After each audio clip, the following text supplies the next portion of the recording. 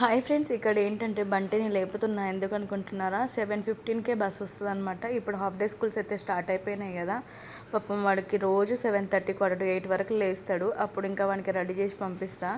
కానీ ఇప్పుడైతే 7 కల్లా లేవాలి. ఎందుకంటే కనీసం 15 మినిట్స్ ముందైనా లేస్తేనే కదా వాడిని బ్రష్ చేసి 15 మినిట్స్లో అయితే నేను వాడిని చేపించేస్తా.